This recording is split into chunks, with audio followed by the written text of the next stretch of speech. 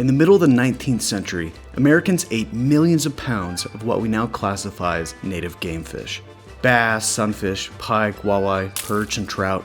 They were sent by train to big U.S. cities as a cheap source of protein.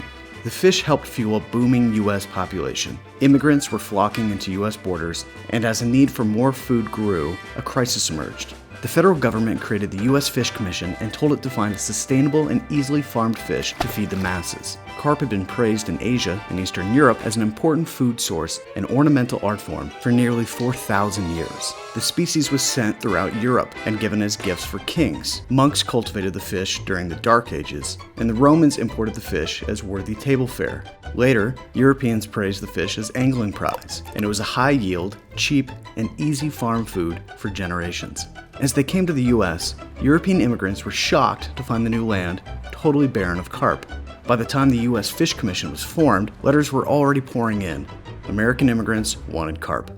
The commission imported 345 different carp varieties in 1877. The new fish were cherished and actually protected by armed guards in ponds on the East Coast.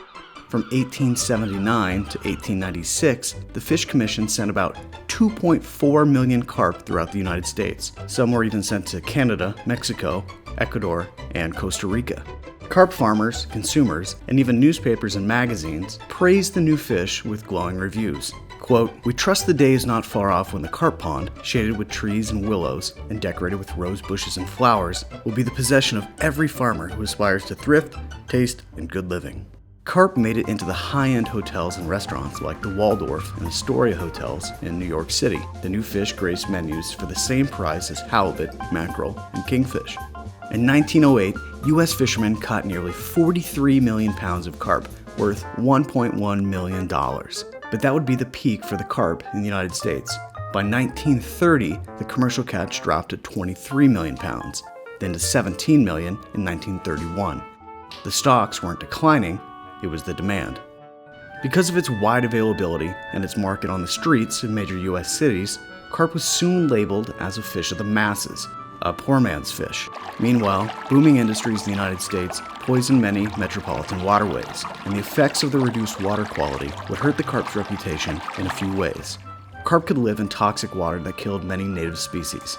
As they inhabited more and more polluted waters, the U.S. deemed them a trash fish, unhealthy for human consumption.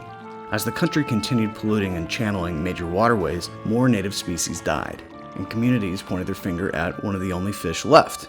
The carp had fallen from grace. While the fish was wrongly blamed in some cases, it did cause great harm on many ecosystems. The spread of carp into sensitive ecosystems threatened many native flora and fauna.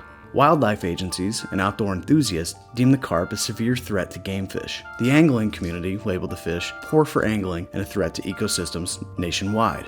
6 decades after they spread to almost every state in the Union, the United States was at war with carp. But efforts to remove the carp from U.S. waterways largely failed. They're a resilient species, and most biologists agree that the carp is here to stay. Generations of anglers would be taught to hate the carp and labeled a trash fish to avoid at all costs, until recently. Pockets of carp anglers around the country are emerging, and a new subculture of hardcore fly anglers is finding value in this species.